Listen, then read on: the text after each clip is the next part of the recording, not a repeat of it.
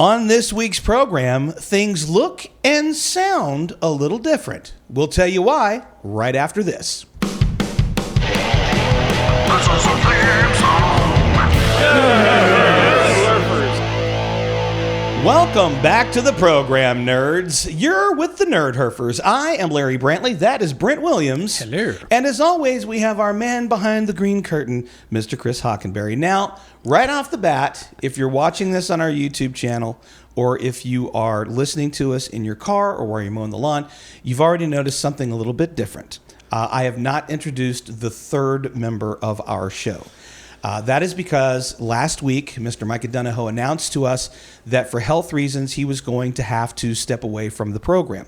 Now, all you Micah Donahoe fans out there, and there are at least 7 of you, I don't want you to worry about Micah. He is perfectly fine.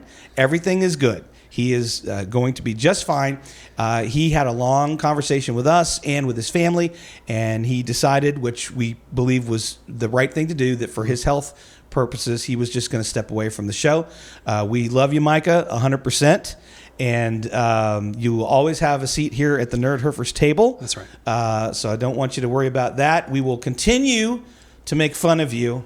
That's right. Even though you're not here. Because you can't defend yourself. No, because you're not here to defend yourself. That's right. Hey, you guys, please go out to nerdherfers.com, hit that subscribe button, be a part of Nerdherfers Nation. Also, you can go out to our YouTube channel. That's nerdherfers.com. Sorry, that's YouTube/. I'm going to get this right Again, in a minute. we bought YouTube. No one told me. I'm a little broken up about the fact that Mike is not here with us. But it feels weird. It's youtube.com/@nerdherfers. If you hit that subscribe button, then you can watch Brent and I, and sometimes hear Mr. Hockenberry as he chimes in, usually at the most inopportune moment. We're going to do something a little different. Oh, hi, by the way, did you have you had some news for us, right? Oh, I do. So get your phone out. I'm just going to say that we're going to do things just a little different tonight. We're going to, since this is our first episode without Micah, and we were all sort of like discombobulated about it, we decided to do a show tonight called Shootin the Sh, and we're just basically going to talk off the top of our heads, which will be very difficult to do the more we get into this lovely bourbon. But we're just going to have a free-ranging conversation, but we know how much you guys love this segment that we like to call Nerd News. Now, some of you are imagining Micah doing the yay.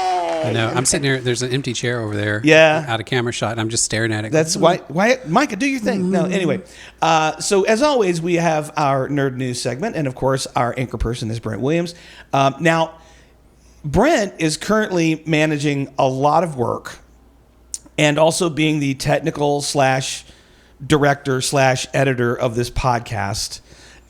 So we were basically hanging out pre-gaming. That's when he found his Nerd News. So this is all fresh in his mind. What do you got? Okay, no. So basically what I do is every day I'm on my phone going through my news feed, and if I find something, I'll save it. Right. But I usually organize it into like a nice document on Wednesdays. So today I'm not. I'm just shooting off my screenshots. Right from the hip, baby. Yeah, what do you got for it? Well, some Swiss researchers have created a groundbreaking biodegradable plastic that's made from mushrooms.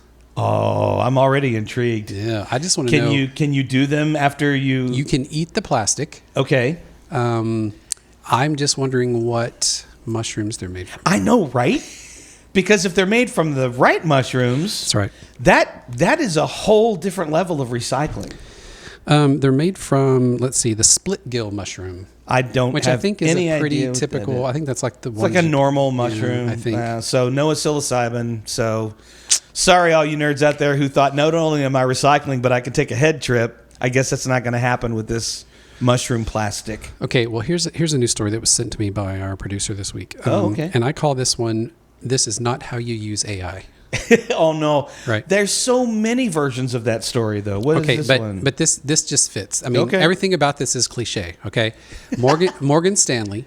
The financial guys. Yeah, so, they're a super old company, right? Yes, they are. So there are companies, I know you're not a programmer, but there's a language called COBOL. It's from the 60s. I'm familiar with it. Okay, I've heard stories. It still exists. Okay. They tried to make it modern one time and created an object-oriented version of it. I think it was in the 90s. Meaning it came to life, or what? No. Object-oriented, it's just a different methodology program. He's going to say a lot of words that Micah would understand that I absolutely don't. Anyway, so there are still companies that are running COBOL to this day. In 2025. Oh, yeah. And Morgan Stanley is one of them. Okay. So here's what they've done. Most companies would say, you know what? Let's tell AI to refactor this code into like a more modern framework, a more modern language. I can see that. Not Morgan Stanley. They go, no. That's way too simple. Here's what we're going to do. We're going to ask AI to go in and look at our old COBOL code and document it for us in plain English so that our engineers have something to work from and can rebuild the system. Wait, engineers don't speak in plain English, do they? No. Okay. So first mistake. But I'm just like, close but no cigar, Morgan Stanley.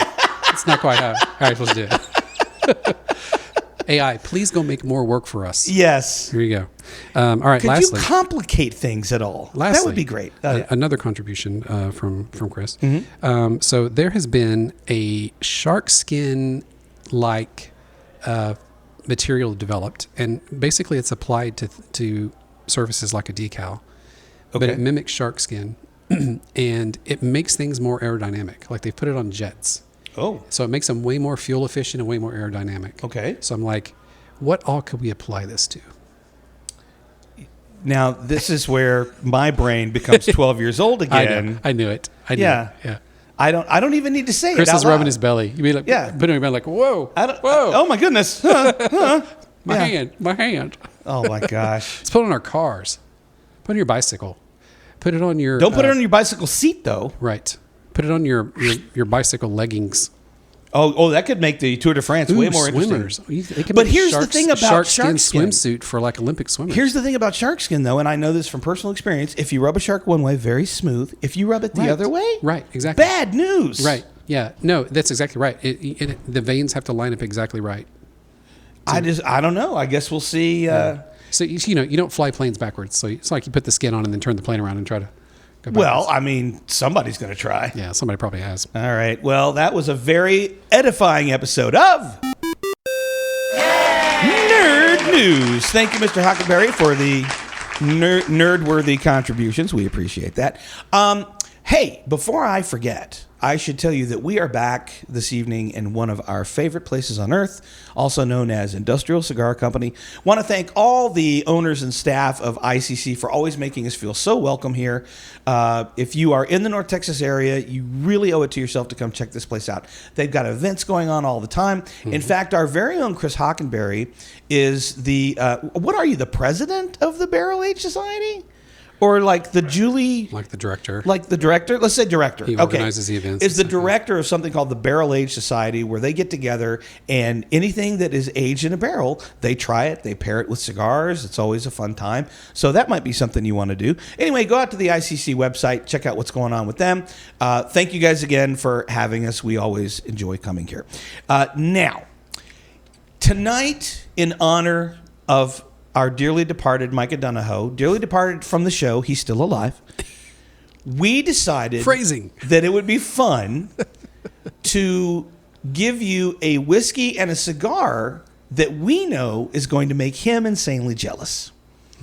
So we're just mean like that. We are mean like that. So this is me being full-on fifth grader tonight, wanting to make Micah jealous. Now, there's going to be, of necessity, there's going to be a couple of format changes that you may or may not recognize. Number one, we're going to have shorter episodes.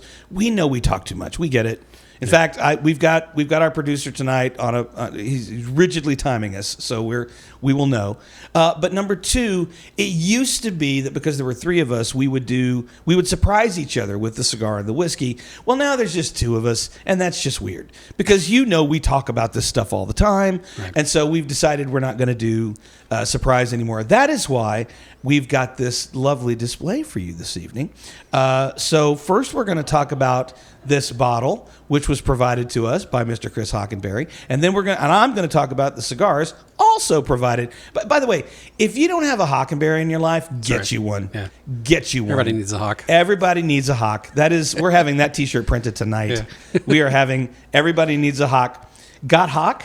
There you go. That's that writes itself. Yeah. So, Brent, tell us a little bit about this bottle we're going to be having this evening. This is the Eagle Rare 10-year. Yeah, buddy. Aged 10 years. Mm-hmm. the Kentucky Straight Bourbon Whiskey. So, let's go. The interesting thing with this is bottled by Buffalo Trace, of course, or distilled at Buffalo Trace.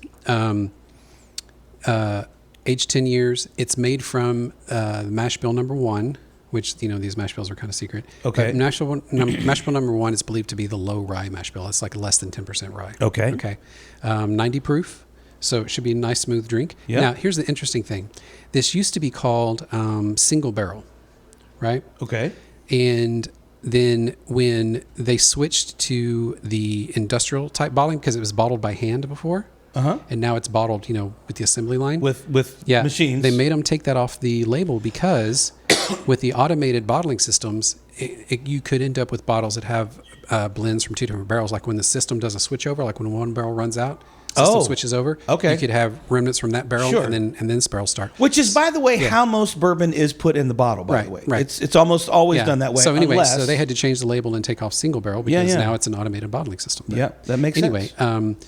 Notes of oak and vanilla and some Well, I spices imagine there's and- going to be sweet if there's a really low rye fill in there. Depends on It's how gonna high be- the corn is. Yeah. Well, then I think you ought to make the magic sound so we can get drinking that Ooh, thing. yeah, the magic sound. You know the magic sound. I'm going to cue up my notes here. Oh, that was so good. First, let's pour one out for Mr. Hawk. I thought we were going to just pour one out for Micah. For our homies. No, we're going to drink this bottle for Micah. So- All right. Yeah, I think that's a good start for him. Here, reach in the shot. Come on. You know you want to. There you go. Good man. All right. This is the Eagle Rare 10-year. Let's give it a nose. Oh, yeah. So not a lot of ethanol on the nose. Right. I guess that's the 90 proof part of it. Oh, wow. Yeah. Definitely sweet. There's some caramel in there. Mm-hmm. Oh, that, There's oak. There's a lot of oak I'm Yeah. getting. yep. I believe it's American white oak barrels they use for this. Wow, that is smooth. Oh, yeah. That is smooth. I have a story about this whiskey, actually. Back during the COVID times, I got bored of not being able to have my friends over. And so I started doing a Facebook Live thing every Saturday afternoon that I called the Quarantina. And basically, it was my friends could tune in, and I would teach them how to make the drinks for them that they would normally get when they came to my house. And I wound up picking up a few other people, including people I went to high school with. Rick George, looking your way. I know that you watch the podcast. Anyway, Rick has a neighbor whose daughter at the time, because she was home from college because she had to be, was silk screening T-shirts for a living. And so this wonderful lady said, if we do a logo, would you let us print Quarantina shirts? I was like, sure. She goes, well, I'll put up an Etsy page and we'll split them. I'm like, I don't want any money from it. Yeah. If your daughter is still trying to pay for her college, if she can sell, I will pitch these shirts all day, and she can sell them. Get the tax write-off. Come on. She will sell them and make some money. Well, she wound up doing pretty well because by that time, I think I probably had upwards of 1,000 people tuning in. And but as a thank you gift, just one day out of the blue in the mail, a bottle of this shows up as a thank you for doing that. It was the first time I'd ever had Eagle Rare, and I really like it. Yeah. And right now we are going to raise our glasses to our good friend, Mr. Micah Donahoe. Micah, we love you. Clink, You'll clink. always be a nerdherfer. Here we go. Now, the only thing that could possibly make this bourbon better is to have a good cigar to go with it. And oh my goodness, do we have one tonight. Okay. I have in my hand a cigar called Atabey. Now, you may have heard of these cigars before, you may have not, but I'm going to give you just a little bit of history. Atabey is what they call an ultra premium brand of cigar, meaning it's out of my price range, certainly. But as I said, we're getting these tonight courtesy of Mr. Hawk, who apparently has that price range. This is the brainchild of a guy named Nelson Alfonso, who is an artist from Cuba. He founded a company called Selected Tobacco, which has 3 brands, Atabey, Byron, and Bandolero. I've heard of all 3 of those. They are ultra premium. The country of origin of this cigar is Costa Rica, and the blend, as all Atabey blends are, is undisclosed. Wow. So they do not tell you what is in this. Now, Hawk sent me some really interesting additional information that I want to share with you guys. And it has to do with the process of making these cigars. These are typically a minimum of 5. They age the tobacco like all cigars do. for about 5 years. And then post-roll, meaning they've made the cigar, they will age them for up to an additional 5 years. There are some that are aged for even longer. These are the aging room. You've heard that term before if you smoke cigars. The aging room is where they continue to age cigars once they're rolled. But 5 years is kind of a long time. And these rooms are usually lined with Spanish cedar, French oak, all this kind of thing. The minimum age is 5 years. They do extended aging. The aging environment is what I said. Here's interesting. The flavor profile. This aging process leads to complex yet smooth and refined experience. And if you know anything about us on this show, refined is not typically a word you would use. Or complex. Or complex. Also, yes. I mean, Brent talks some very technical stuff, but I would not call you a complex individual. I'm not. I'm very simple. And all Sandwiches and Atabey, naps. there you go. And all Atabey cigars, by definition, because they take so long to get to market, they are a limited production. So this particular Atabey is called. Remind me, Chris, which one this one is again? The Rios. Rios? That doesn't sound right. R-I-T-O-S. Oh, Ritos. The Ritos. That's right. So this is the Atabey Ritos. Wish I could tell you about the blend, but of course they don't disclose that information. But I'll tell you what we can do. You know what's interesting to me? They have their logo. Look how easy that foot came off, man. Their logo reminds me, with all the dots on the band and then this face here, it kind of looks a lot like a Bahique. Yeah. Yeah. So interesting. So all this artwork on the band is done by Alfonso himself, and he is Cuban. And then the Cuban families actually do use his artwork, including the Cohiba Bahique. Really? Yep. That's interesting. So You remember before the show we found this little metal button, we didn't know what it was? Yeah. Yeah, apparently it went to my cutter. Oh no! Well, you can use mine. Thank you, sir. Bummer drag, dude. Well, I'll find it. It's around here somewhere. It was the. I thought you did have it still. Oh my God! It was your button. It was the button to actually open your Batman cutter. That is a shame. All right, we're gonna cut these. It's open. okay. Get going here. I'm at a weird angle. Yeah, I know. Okay. Successful cut. All right. That's a tight roll. Ooh. Oh, wow. That's a great draw. Interesting. Mm-hmm. So I'm getting traditional notes of cedar and like hay. Hey, a little graham cracker? Little graham cracker. Something Wow, else. There's like a fruit. Is there? I'm not getting that. But you know what? I'm sorry. You know, if Mike was here, he would say currant. He would. He would. You're going to hear us say that a lot tonight. If Micah was here, and we're also going to put words in his mouth because he is not here to deny it. That's right. So, all right. We're doing a little toast of the foot of the cigar now. And let's see.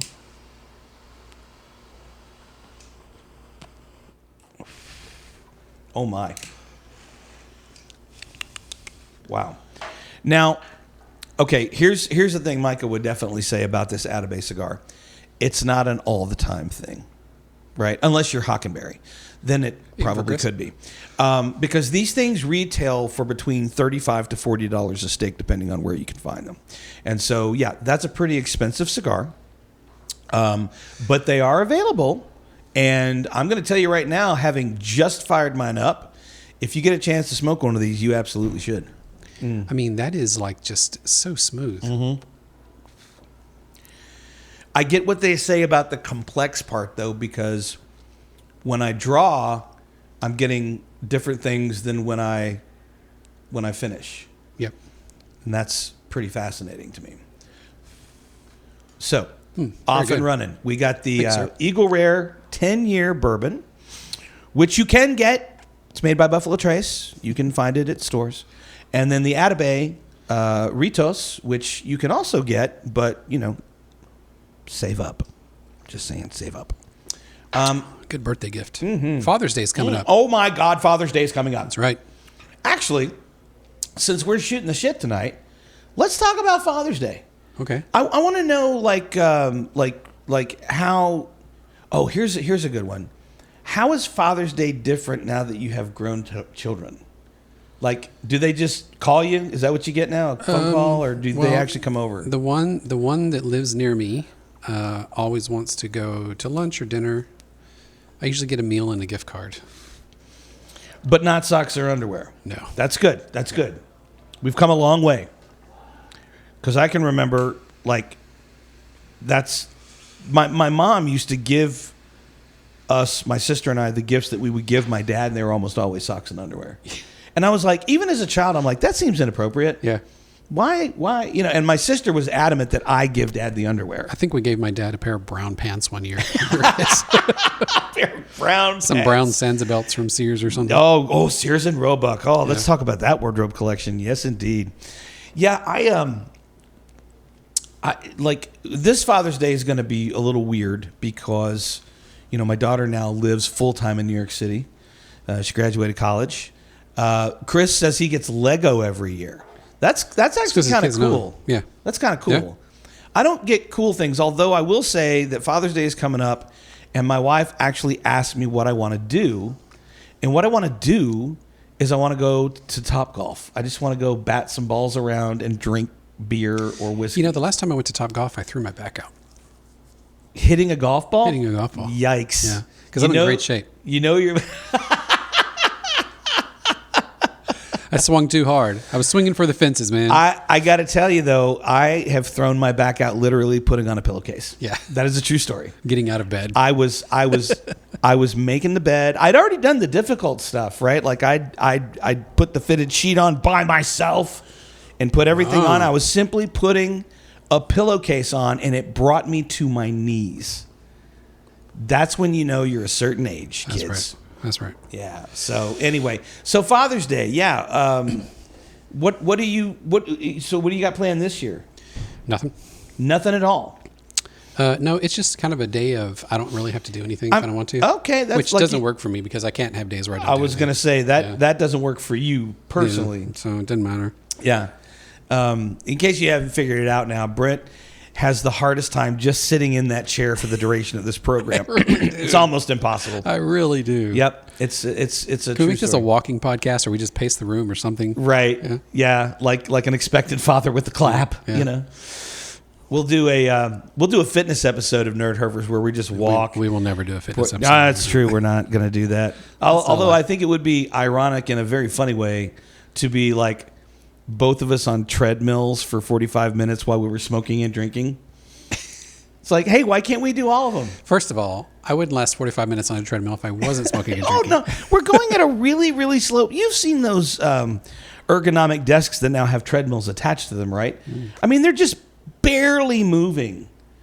It's almost like they forget... I tell you what we do. We'll get those little pedal things where you sit in your chair and you just and you do the... Let's do that. Well, that would actually work for you with all your nervous energy. That's right. Actually, it would, yeah. Yeah. I was actually thinking the other day, because sometimes we record in locations where it's difficult to find power. And if we could find a way to hook up your nervous leg to a battery or something. Yeah, to a little generator. I mean, we could power a small city with that, bud. That would be awesome. Wouldn't it, though?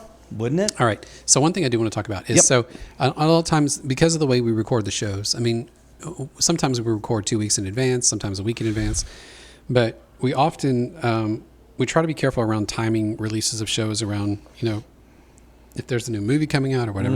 We don't always make it, obviously. Sometimes it's possible. However, we do like to make predictions on the show about things. Yes, we do. And I would like to revisit some of those. Okay. And the first one is,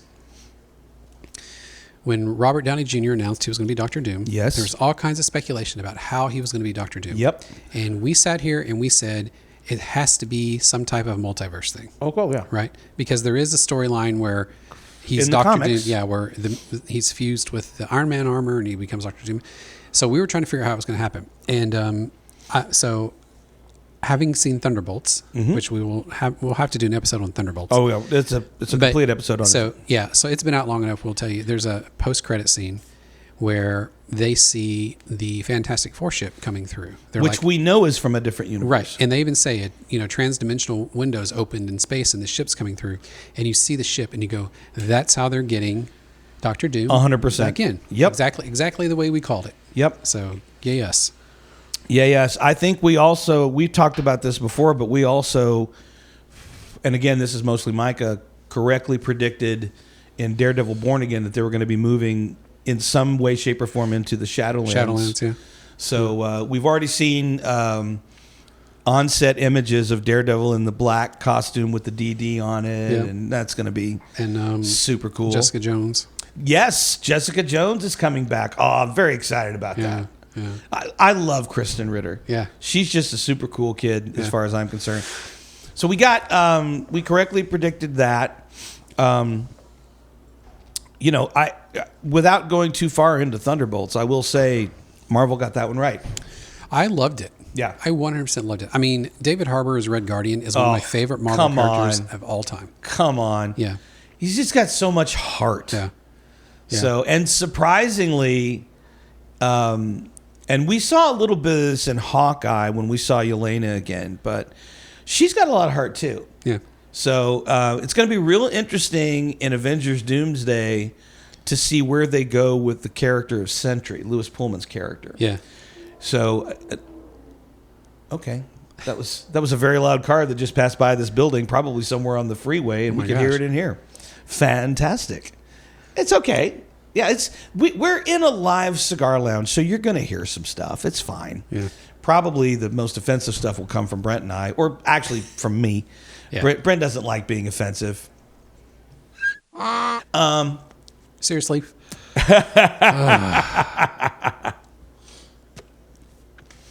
What else has been in the Nerdverse lately that we want to... Yes, that was a funny scene. We'll talk about that in the actual show.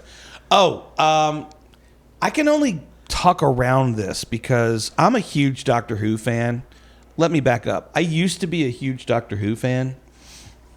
I stopped being a Doctor Who fan about midway through Capaldi's version of the Doctor. That's probably when I dropped out, actually. And then Jodie Whittaker came on, and for all intents and purposes, as far as I know, did a fantastic job. And then the next guy, and I can't even remember this guy's name, and my daughter loves this actor because he was on some show on Netflix, maybe. Was it Sex Education or something like that? Yeah. But for me, there was just a little too much virtue signaling going on, and it became less about the science fiction and more about the morality of it. But even more over the top morality wise than Star Trek ever was. Really? And I just got tired. I felt like I was being preached to every episode, right? So I tuned out. Well, my daughter last week FaceTimed me. She goes, "Did you see the finale of this season of Doctor Who?" And I said, "Of course I haven't, because I don't watch it anymore."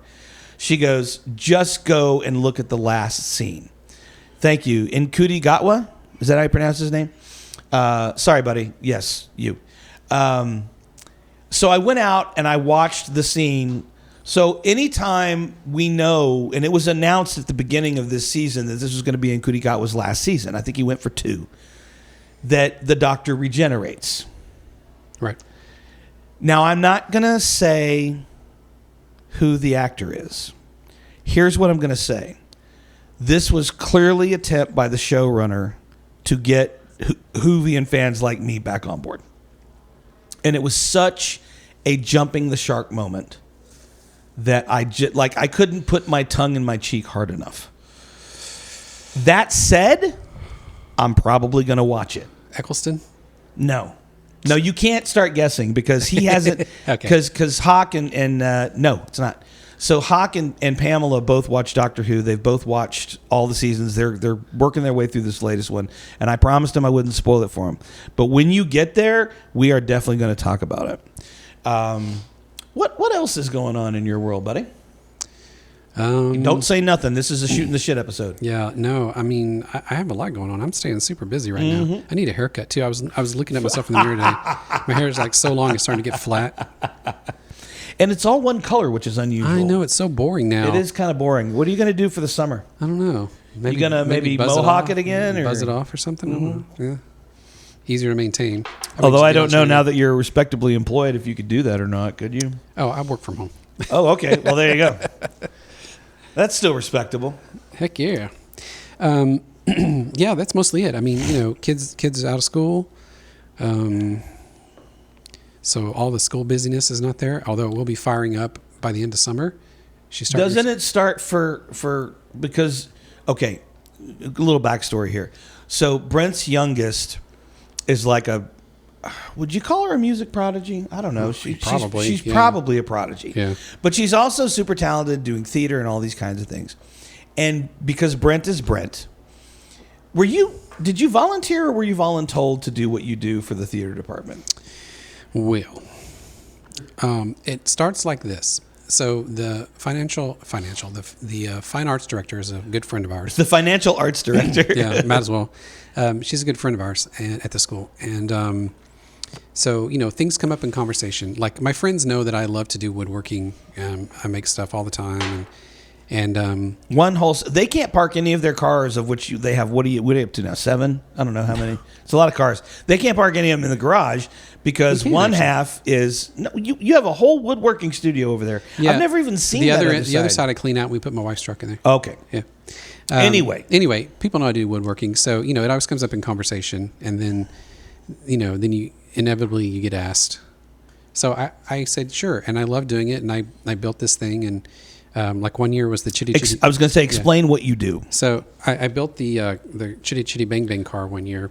But you build all the sets for all the shows that they do. I don't build all the sets. You build a lot of the sets. I build anything that needs like wood is what I use because there's another. Which is most sets on a theater but they also use like foam boards and foam pieces and stuff. So there's all that. You don't work in foam? I don't work in foam. Okay. I mean, I could, but they Foam's have for losers. No. They have this. We have a brilliant set designer that works with foam, and she makes stuff look so good. Okay. But so it started. I built the Chitty Chitty Bang Bang car one year, and of course, I can't just build a wooden box with wheels. Yeah, no, you're not building an abstract right. Chitty Chitty Bang Bang car. So I built this frame, and it had to be self-powered. I was going to hook up a scooter motor to it, but they didn't want that driving around the stage.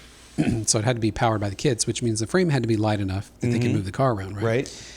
So that was a challenge, getting it strong enough to hold 4 kids at once and still not weigh enough so they could move it around. How did they motor it around? With their feet. Oh, okay. Like Fred Flintstone. They Flintstoned it. They Flintstoned it. So, so I can't just like build a car and say that's it, right? No, of course not. It's got to work and have lights and blinking stuff. So, I made the headlights that could blink and had a remote so that stagehand could blink the lights when they needed to. I put LEDs around the bottom of it with buttons. I had built, I wrote a little LED program for an Arduino, and I mounted all that inside the car with buttons and switches, and so that way there's a scene where they're flying in the sky.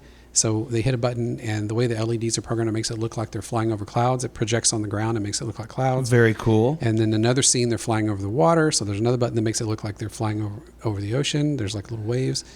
Overachiever. Yeah, severely. And then, when they fly, the wheels have to come up. So I rigged up these little systems with pulleys where the wheels on the sides would fly up whenever they had to go into fly mode. And then also I rigged up the side wings and the front wing. Yeah. So again, they pull this stuff and the wheels go up and the wings come out the front. And so it looks like, because... How long did it take you to build this thing? Weeks. Yeah. Weeks. Yeah. Yeah. And then I think the most recent thing you did was you built the castle of Duloc for the Shrek Shrek episode. The Fiona's Tower. Yeah. The Duloc Castle. Some frames for some foam pieces for like the horse and stuff like that. I knew all of this because I was getting regular texts going, why do I do this to myself? Why do I always volunteer? And it's 3:00 in the morning and I'm building a castle and, I just want to have a Dr. Pepper and go to bed. Not something a lot of people can say, by the way. No, I enjoy doing it. But one thing I will say is people don't realize that. So when you build, movie set pieces, play pieces, 9 times out of 10, they're just these flimsy things that'll fall apart super easy. But you're working with adults and they know not to walk up and kick a wall or something, right? However, when you're working with teenagers, and sometimes these guys will go, man, this is super solid. Like it's not going to fall apart. And I said, yeah, I don't build the set pieces to last for performances. I build them to last during tech week because that's when all the kids are jumping up on the things and jumping around and climbing on stuff, and that they have to survive that week before they ever get to the performance. So yes, there's a lot of supports and stuff added. Very nice. And now you're going to be doing this with the added advantage of doing all the other stuff that you're doing now that you're gainfully employed. That's part of me. I always have to have 50 things to do. I can't just do one thing. Yeah, That's not how I work. no, I get it. Yeah. I get it, buddy. Yeah. I want to talk about. Acknowledged, Chris. Acknowledged. Oh, thank you very much. I want to talk a little bit about that large thump that we just heard. It's just the door. That's the door over there that I closes. hope it slams when it closes. I hope it's just the door. This is a really good cigar. Yeah, I'm I enjoying mean, this. it's a slow smoker too. Yeah, Yeah. as it should be. I haven't had a lot of Cuban cigars, but this to me is reminiscent of a Cuban cigar. The flavor profile, the construction is very reminiscent of it, which I get. I mean, that makes sense because the guy who founded this brand is from Cuba. Okay, you said this came out of Costa Rica? That is correct. Okay, so are they growing tobacco there? I don't know the answer Or are to they that just question. rolling everything there? I don't know the answer to that question because they're just not telling us a lot. This is a it's a very delicious cigar, I'm gonna say. It's so smooth and yeah, I mean it's not changing. I really like this flavor profile. We should try to get into PCA one year. PCA, for those of you who don't know, is the Premium Cigar Association. And it's sort of like Xanadu for people who enjoy cigars. It's like they do it once a year. For years and years, they did it in Vegas. This past year, they did it in New Orleans. I think it's going to be in New Orleans for the next 2 or 3 years. So everyone's on roller skates and short shorts? Maybe. And Olivia Newton-John I was shows there. up? Look, I'd totally go every year if Olivia Newton-John was there. Rest her soul. Yeah. But it's basically where all of the makers of cigars get together with all the retail guys, and they do a lot of business. There's a lot of specials, a lot of really cool events that go on, and yeah, it's. I've done it one time in my life, and that was when I worked in the industry, and I wish I could say I had a blast. I enjoyed being there, but I worked all the time. So, and by the way, I don't know. There's a certain class of people that go to Las Vegas to have fun, and I've never been to Vegas for fun. I've been to Vegas a lot, and every single time I've gone to Las Vegas, it's been for work, to one degree or another. So I don't know if Vegas is fun. I don't remember if Vegas is fun. Ooh. Do you remember anything about Vegas? I'm just kidding. He's not kidding. No, that much. but no, yeah, I've never been to Vegas just for vacation. I've always gone there for it's either some type of convention or some type of training thing at work or some conference or whatnot. But when you went, did you guys did the whoever was sending you, did they build in time for you to go and see a show or maybe we do didn't some see shows, but gambling? yeah, or- like we would go out to dinner and then we would hit a casino or two, and I mean that was pretty much it. We didn't do any shows. What is your particular game of chance? Blackjack? Oh, okay. Why blackjack? I don't know. I just love blackjack. Okay. You know? You it's have not to like teach me. it's not like Baccarat or yeah. I do want to go to the Sphere. I want to go see a concert. At the Sphere. And now the Eagles are in residence there, right? Well, the Eagle. So The Eagle. yeah, I think it's just Don Or Henley. they're doing and Joe like 12 Walsh. more concerts or something. Is that what you said? In September. Okay. Yeah. In September, they're doing 12 more. Yeah. Okay.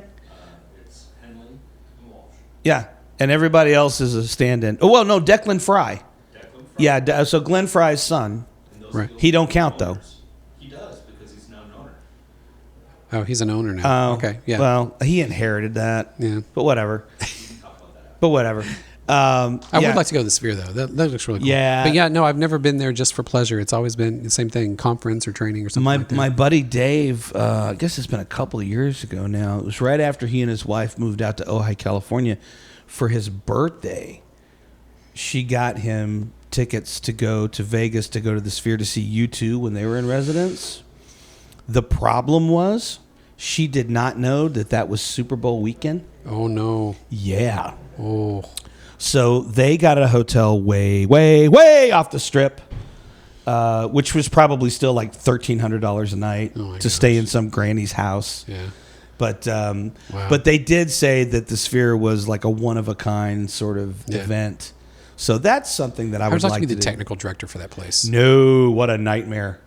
You're just stressed all the time. I think it would be extremely cool, but like you would never sleep. Just all so my buddy, Like if one thing goes out. one thing goes out. But look, like even dial it down from the sphere. So I have a very good friend that I worked on Wishbone. His name is Gary French. He's one of the most brilliant audio mixers, just brilliant audio guys that has ever lived. Never mind the fact that I personally know him. So he is the guy who runs sound for all the events at AT&T Center.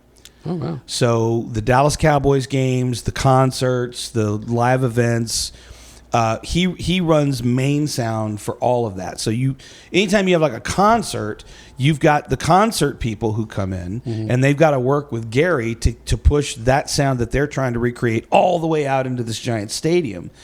And yeah, it's stressful, dude. Yeah. Because if Taylor Swift doesn't like what she's hearing, that could be bad. Yeah.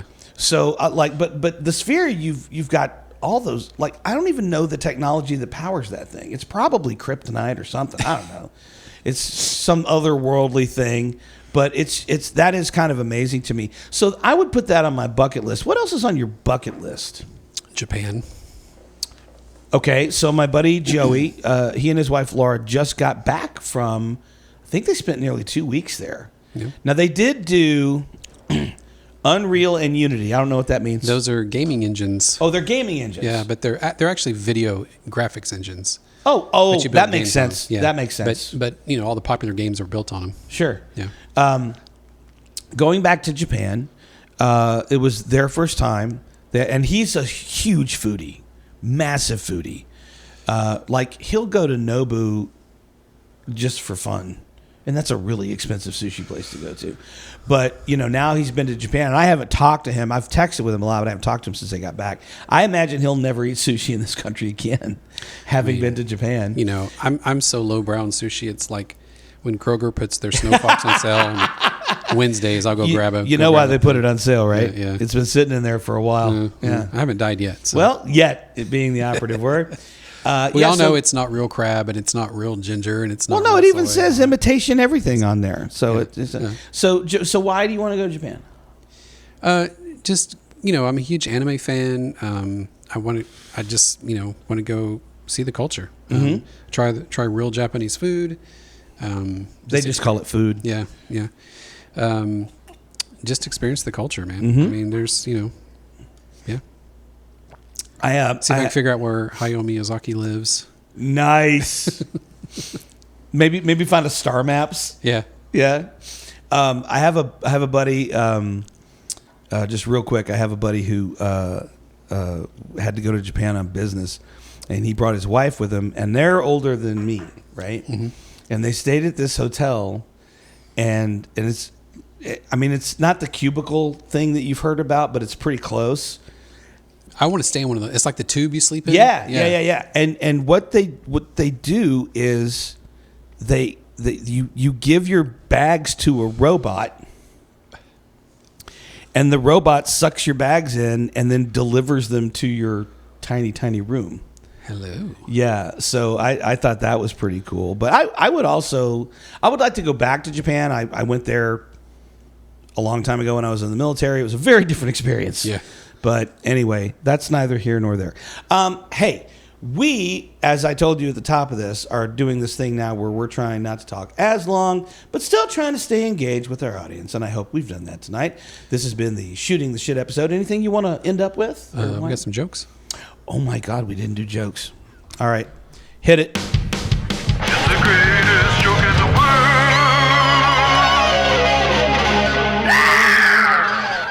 Yes, we are still doing the greatest joke in the world, even though it's only going to be Brent and I now. We're still going to try to crack each other up. Maybe we need to do more jokes, more than 3. We might need more than 3, but We'll do 3. I picked some good ones tonight, All right. so I think. But I'm going to let you go first, and we are going to dedicate. You know what I noticed after editing all these episodes? You never go. I first. never go first Yeah. because I'm a very kind person. I Yeah, like other that's what people to it go is. ahead of me. Coward. So yeah. Also yes. All right. A dung beetle walks into a bar and says, "Is this stool taken?" That's pretty good. That's pretty good. Yeah, you can laugh now. That's pretty good. I like that. And actually, what do you call a kid with no arms and an eye patch? Names. That's mean. It is mean. It's mean. Yeah, it is mean. I love it. Oh, hit me. Well, I took up jogging, but I had to stop because my beer kept spilling. That's a problem. That even isn't even a joke to me. That's like a legitimate. That's a reason to not jog. Yeah, I like if this is now, but it does beg the question: could Brent invent some sort of a gimbal that you could hold a beer in while you were jogging? I would guess that already exists. You know what? We'll have to find the beer. We're gonna have the beer gimbal. If Let's not, find it. Shark Tank beer gimbal. Let's find it. Okay, I got one for you. What is Whitney Houston's favorite type of coordination?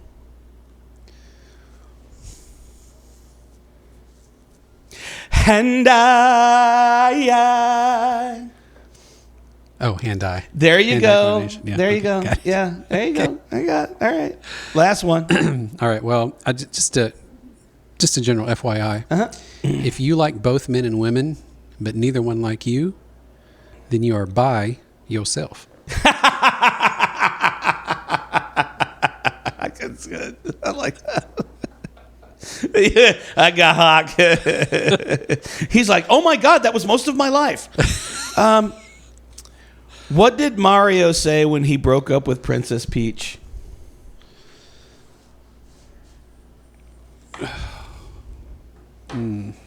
It's not you. It's a me, Mario. Gosh.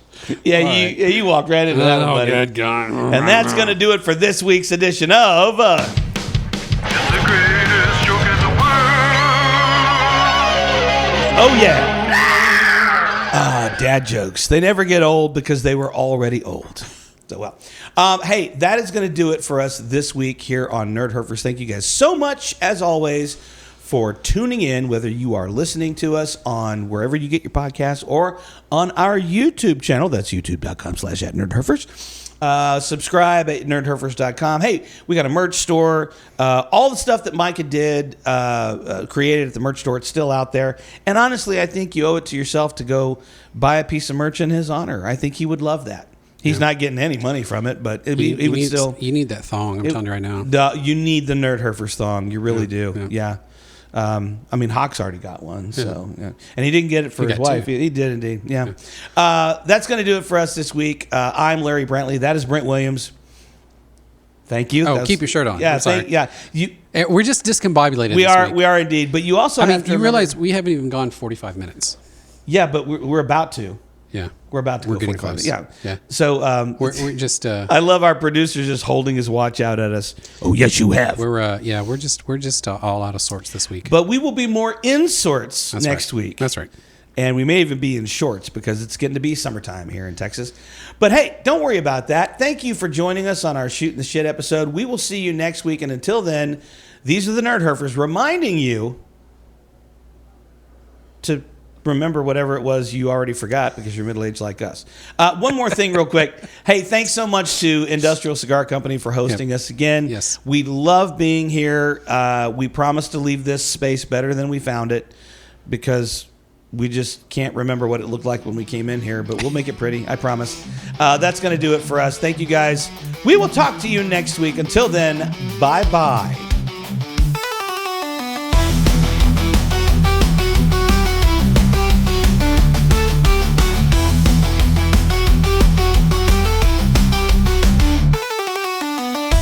This has been a production of Nerd Herfers. Copyright 2025, all rights reserved.